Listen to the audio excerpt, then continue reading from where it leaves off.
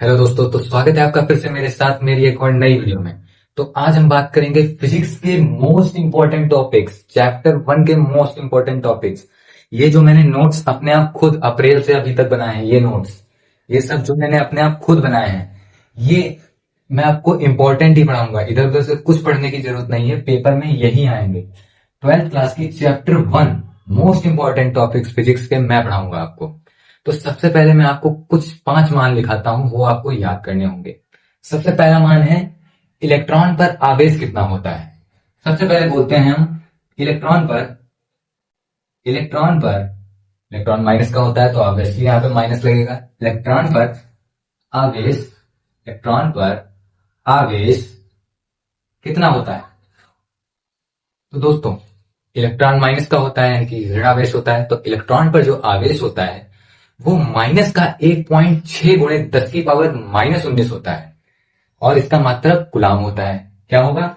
Electron पर आवेश होगा 1.6 गुणे 10 की पावर 1.6 है, वो माइनस का हो जाएगा, माइनस का 1.6 गुणे 10 की पावर -19 कूलाम। ये हो गया इलेक्ट्रॉन पर आवेश।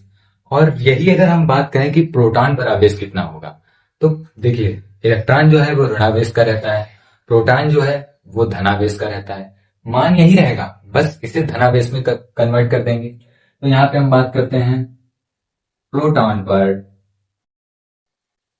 पर आवेश कितना रहेगा। प्रोटॉन पर आवेश कितना रहेगा, तो बस जैसा इलेक्ट्रॉन में हमने किया वैसा हम प्रोटॉन में करेंगे। बस क्या हो जाएगा, प्रोटॉन प्लस का रहता है तो यहाँ पे प्लस लगा देंगे, प्लस 1.6 गुणे 10 की पावर -19 कूलाम। ये हो गया आपका प्रोटॉन पर आवेश।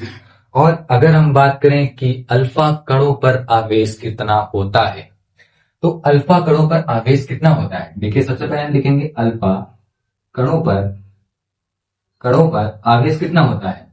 आवेश, तो देखिए मैं आपको समझाता हूं, अल्फा कण पर आवेश 2e होता है। 2e यानी कि ई से इलेक्ट्रॉन पर आवेश होता है माइनस का 1.6 गुणे 10 की पावर -19। तो इस पर क्या होगा, इस पर दुगना आवेश हो जाएगा, माइनस से माइनस फिनिश हो जाएगा और दुगना आवेश हो जाएगा। तो यहाँ पे अगर हम बात करें तो 1.6, देखिए घातों का दुगना कभी नहीं किया जाता, यानी कि 10 की पावर -19 है तो वो 10 की पावर -19 ही रहेगी। लेकिन जो 1.6 है इसकी 2 से गुणा कर देंगे तो ये हो जाएगा 3.2 गुणे 10 की पावर -19 गुलाम। तो यहाँ पे हम लिख देंगे सीधे से 3.2 गुणे 10 की पावर -19 गुलाम। ये हो गया आपका अल्फा कणों पर मान।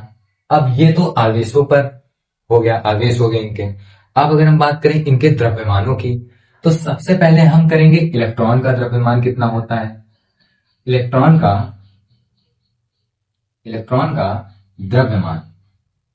द्रव्यमान कितना होता है इलेक्ट्रॉन का। तो सबसे पहले बात करेंगे इलेक्ट्रॉन के द्रव्यमान का।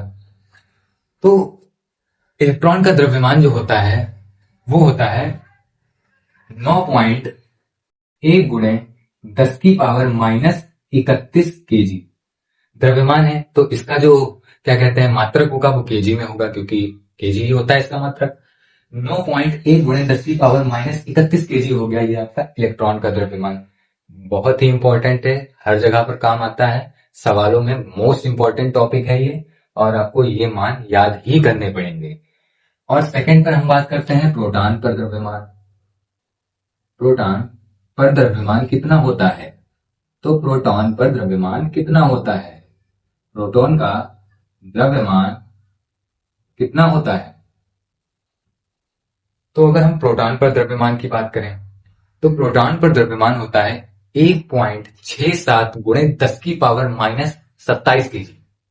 तो इसमें -31 और उसमें -27 क्या होता है, 1.67 गुणे 10 की power -27 KG.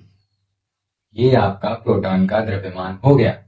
Number 1, number 2, number 3, number 4 और ये number 5 most important for numericals, यानी कि सवालों के लिए मोस्ट इंपॉर्टेंट टॉपिक्स हैं। नंबर 1 पर अगर हम बात करें तो इलेक्ट्रॉन पर आवेश कितना होता है, तो हमेशा ध्यान रखें इलेक्ट्रॉन पर आवेश माइनस का होता है, माइनस का 1.6 गुणे 10 की पावर -19 गुलाम, और आवेश का मात्रक हमेशा गुलाम होता है, तो यहाँ पे गुलाम ही लिखेंगे। और नंबर 2 पर प्रोटॉन पर आवेश, प्रोटॉन प्लस का होता है और इलेक्ट्रॉन माइनस का होता है, यानी कि इलेक्ट्रॉन ऋणावेश है, प्रोटॉन धनावेश है।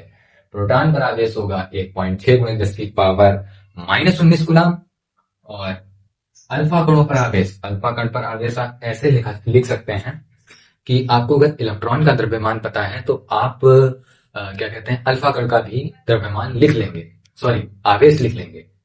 तो आवेश आपको 2e लिखना है। आप अच्छे तरीके से जानते हैं कि जो घातें होती हैं उनकी मल्टीप्लिकेशन या गुणा कभी नहीं होती है, तो हम गुणा करेंगे 1.6 की। अगर 1.6 की 2 से गुणा करेंगे तो 3.2 आएगा, तो वही मैंने यहाँ पे लिख दिया 3.2 गुणे 10 की पावर -19 गुलाम। ये तो हो गया क्लियर।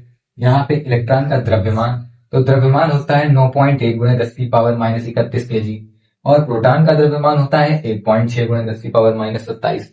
तो ये 5 मोस्ट इंपॉर्टेंट हैं, आपके सवालों में आएंगे, और मुझे लगता है इसमें से एक कोई हमारे फिजिक्स के, जैसा मैं 12th का स्टूडेंट हूं, तो मुझे लगता है कि हमारे 12th के पेपर में एक ना एक एमसीक्यू इन 5 में से फंस जाएगा, और मुझे लगता है इन 2 में से, द्रव्यमान में से फंस सकता है। लेकिन क्या कहते हैं, ये 5 जो हैं ये मान आपको याद करने होंगे।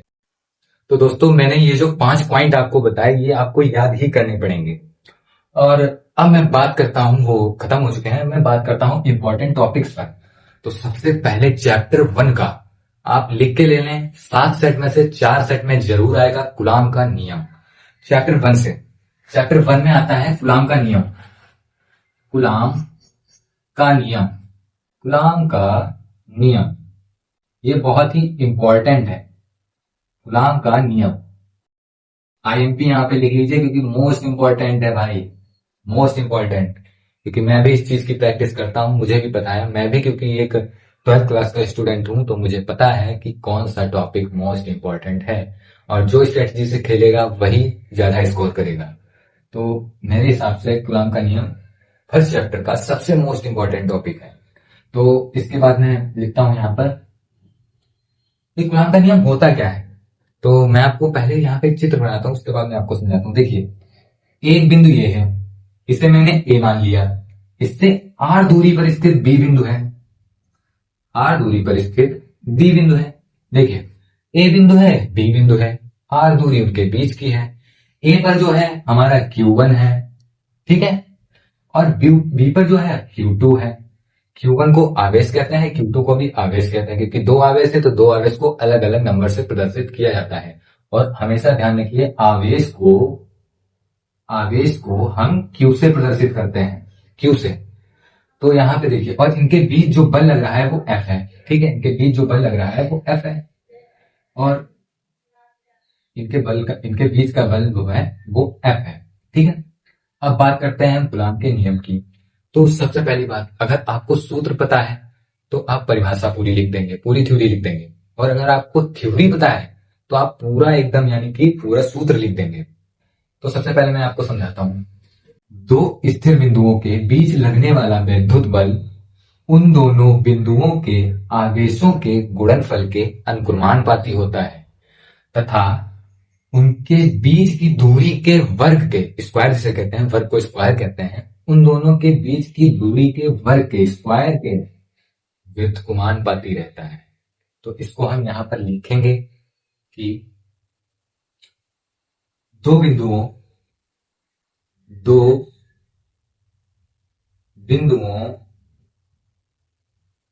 आसानी से याद हो जाएगा, 2 बिंदुओं के बीच लगने वाले 2 बिंदुओं के बीच लगने वाले बल को हम F से लिखते हैं, बल F, ठीक है। उन दोनों बिंदुओं के आवेशों के लगने वाले बल उन दोनों बिंदुओं के आवेशों के, उन दोनों बिंदुओं के आवेशों के आवेशों के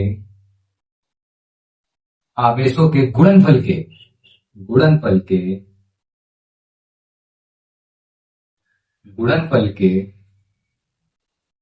अनुक्रमानुपाती रहता है। अनुक्रमानुपाती रहता है। अनुक्रमानुपाती रहता है। ठीक है, ये इतना हो गया, अनुक्रमानुपाती रहता है। और ये तो हो गया यहां तक कि अनुक्रमानुपाती रहता है। अब सेकंड लाइन में क्या लिखेंगे कि इनके बीच की जो दूरी r है उसके वर्ग के व्युत्क्रमानुपाती रहता है। इन दोनों के बीच की दूरी यानी कि इन दोनों बिंदुओं के बीच की दूरी इन दोनों बिंदुओं के बीच की दूरी इन दोनों बिंदुओं के बीच की दूरी r के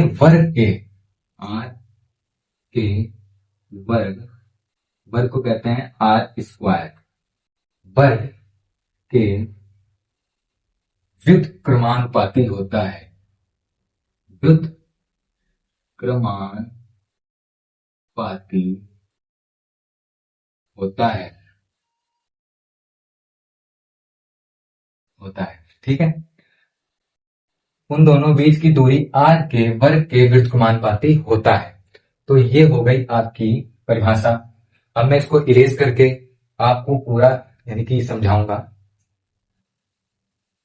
अब इसके हम सूत्र को पूरी तरीके से बनाएंगे, कैसे बनता है। तो मैंने क्या बताया था, अभी परिभाषा में लिखा था कि दोनों स्थिर बिंदुओं के बीच लगने वाला बल, ठीक है, उन दोनों बिंदुओं के आवेशों के गुणनफल के अनुक्रमानुपाती होता है। उन दोनों आवेशों के गुणनफल के Q1 Q2 ये गुणनफल है, अनुक्रमानुपाती होता है, तथा उन दोनों आवेशों के दूरी के वर्ग के व्युत्क्रमानुपाती होता है। तो यहां पे हम लिख देंगे F प्रोपोर्शनल 1/r स्क्वायर। ये हो गया हमारा F प्रोपोर्शनल 1/r स्क्वायर। अब अगर हम इसको बराबर कर लें तो ये हो जाएगा F proportional Q1 into Q2 upon r square. ये हो गया। अब देखिए ये हो गया। अब जब हम इसको प्रोपोर्शनल को हटाएंगे तो इसका नियतांक होता है k, तो यहां पर आ जाएगा F बराबर k Q1 Q2 upon r square. ये हमारा सिद्ध हो गया। तो यहां पर जब ये मैंने निकाला है तो ये जो k आया है ये इसका अनुक्रमानुपाती है। ठीक है, ये इसका अनुक्रमानुपाती है। अब अगर हम यहां पर निकालें सेकेंड साइड में कि इन दोनों आवेशों के बीच जब वायु या निर्वात में निकालेंगे, तो वायु या निर्वात में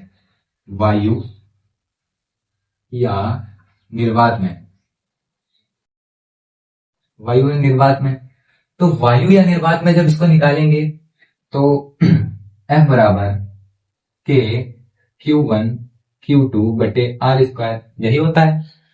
तो यहां पे जो k का मान है, मैं यहां पे लिख रहा हूं, k का मान होता है 1/4 पाई एप्सिलॉन नॉट, और ये तो k का मान हो गया, और 1/4 पाई एप्सिलॉन नॉट बराबर, यानी कि इसका मान क्या होता है, इसका मान होता है 9 गुणे 10 की पावर 9।